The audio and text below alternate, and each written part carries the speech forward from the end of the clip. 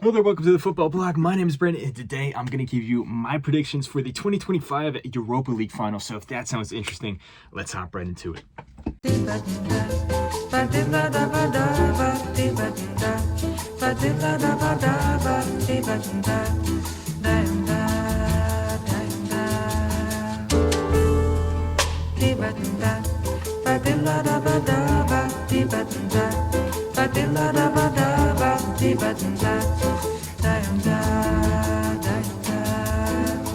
Eu quis amar, mas tive medo e quis salvar.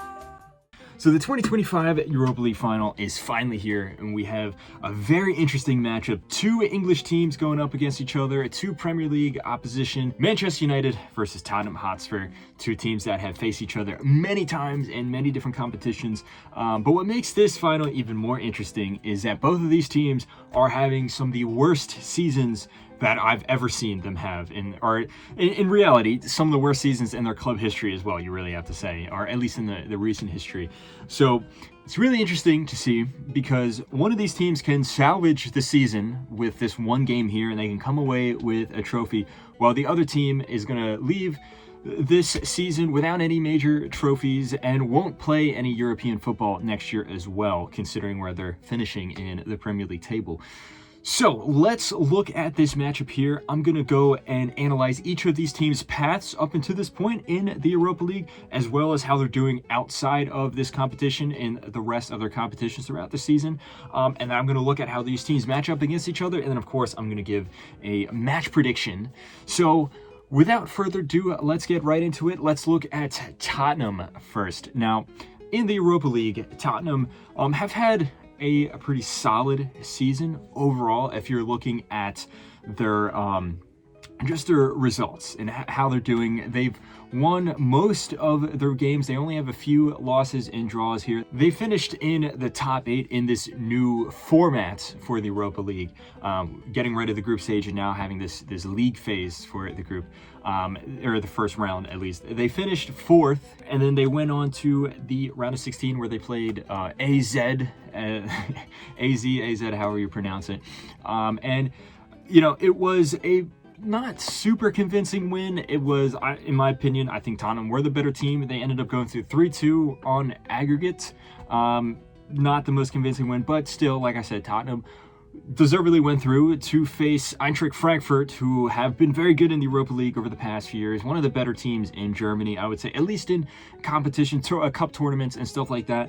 And Tottenham came away with a very close 2-1 win on aggregate. Again, deserved win, but nothing flashy there. And then they went up against Bodo Glimt. I'm not sure if I'm pronouncing that right. The Norwegian team, who were the surprise team at that point. They made it to the semifinals. And Tottenham went through pretty convincingly, 5-1 on aggregate. They got the job done. I think this was a very good performance. But you have to say as well, this is a team that has significantly less quality than them, leading Tottenham to the final, where they will face Manchester United. But outside of the Europa League, Tottenham have had a pretty bad season. It looks like they will finish the year in 17th, literally right above the relegation zone. Now, I don't think it was ever an actual danger that they were going to get relegated. If you look at the gap between them and the 16th spot, it's a pretty sizable gap in terms of points.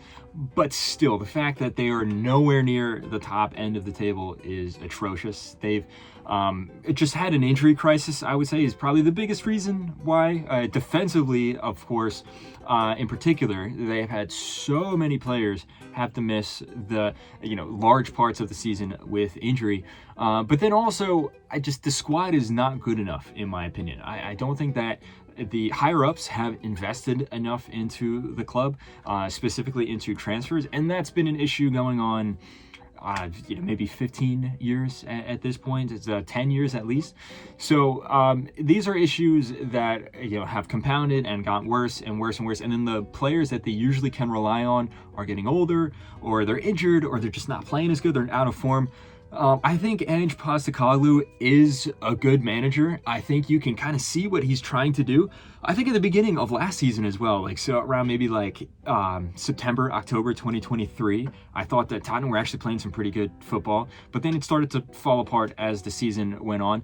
I think that Ange is not really the problem here. I think it's the higher ups at the club, which have resulted in a squad that's not very deep, and also just the bad luck of an injury crisis. They didn't go very far in the FA Cup. They got eliminated in the semifinals of the EFL Cup as well. So this is the only chance that they have of winning a trophy this season. And Tottenham famously have not won a trophy since 2009.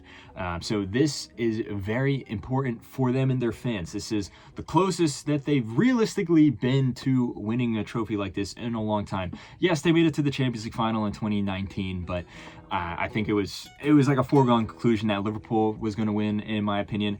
They've been to semifinals of FA Cups and EFL Cups. They've gone far in the Premier League as well. They've finished in the top four, but you always felt that they were punching above their weight, that there were better teams than them here. This, on the other hand, though, is a very real possibility that they come away with silverware. Now let's look on to their opponent, and we have Manchester United. Historically, one of the best teams of all time.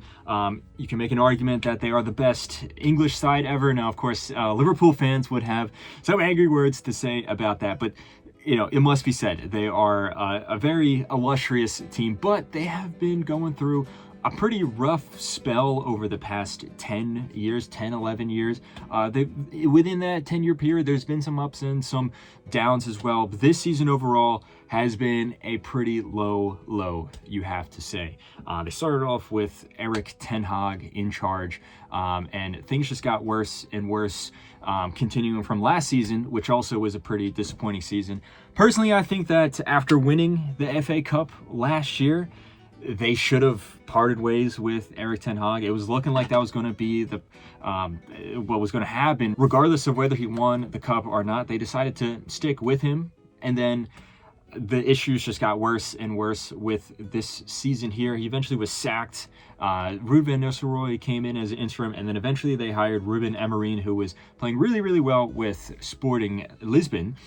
But Amorim, I think, is a great manager as well, but there are so many issues with this team. Yes, they have a lot of injuries as well, like Tottenham, but there's also just something wrong with the motivation in this team. Something wrong with the players, something wrong with the team mentality, the culture around the club. Something has been broken ever since Sir Alex left, and it hasn't been fixed. So many managers have come in and tried to fix it, and they maybe had momentary success, but it hasn't been sustained. It hasn't been long term, and I think we're just seeing another iteration of that cycle with Amorim coming in. They are 16th in the table. They are only a few points ahead of Tottenham Hotspur. They will not be anywhere near European football next year unless they win this trophy. They also got eliminated in the FA Cup pretty early on. They got eliminated by Tottenham actually in the EFL Cup as well. So this is their only chance for a major trophy, you have to say, at this point of the season. Similar to what I said about Ange Postecoglou, I think Amorim is a great manager, and you can kind of see what he's trying to do at times. There has been moments where United have played well. They played some pretty good football in patches, but it's just never been sustained. It's never been consistent, not even for a full 90 minutes of a game. As for their Europa League campaign, I think it's actually very similar to Tottenham's in the group league phase. They finished 1 point above them in third place. They were pretty solid in the group stage. Some minor hiccups here and there. There was never any moments where I think they dazzled or were amazing, but for the most part, they got the job done. And then they got to the knockout round, and each of their rounds in the, whether it be the round of 16, quarterfinals, and semifinals, were, from a neutral point of view at least, super exciting. Produced some wonderful games. Not necessarily the best football, you have to say, especially from a defensive point of view. But still, United ended up doing enough to get through. They defeated Real Sociedad 5-2 on aggregate in the round of 16, which I think was actually pretty impressive. I thought they played well, particularly in the second leg. And then they, with one of the most exciting matchups in European football history, you have to say, They overcame Lyon in the quarterfinals. Lyon, at that point of the season, I thought was playing great, but United had to come back after a crazy aggregate result. In the second leg there, they had to score 3 goals in just the span of a few minutes at the end of the game, right at the death of it, to win 5-4, eventually coming out 7-6 on aggregate, which is utterly insane. You know, if this was Champions League, people would have been talking about it as, you know, something to remember for the ages. Not to downplay this, obviously it's still an insane comeback story here. And then they went up against Athletic Bilbao in the semifinals, and in my opinion, Athletic Club were the best team in this tournament. They are also doing very well in the Liga right now. They just qualified for the Champions League. They've been the best team in Spain, not named Barcelona, Real Madrid, or Atletico Madrid, and yet they got completely slaughtered here by United. 7-1 on aggregate. Now, granted, the first leg, they got a little bit unlucky. There was a red card pretty early on, and also an early goal from United, and then it was hard for them to recover from that red card. But still, they had the chance to make a comeback in the second leg. They scored a pretty early goal to make it 3-1 on aggregate, but they weren't able to really make a strong comeback. United did just enough to stifle that, to stop the fire of a comeback before it was really ignited. And now United are here in the final against Tottenham Hotspur. And it is very interesting when you look at these two teams together, because I would say specifically in the Europa League, they've both done enough to earn their spot in the final. I think they've both played well enough, but you have to say United has played much more tough opponents. If you just look at who they played in the knockout rounds: Real Sociedad, Lyon, Athletic Club, 3 pretty solid teams. Compare that to Tottenham, they played AZ, Eintracht Frankfurt, and Bodo Glimt.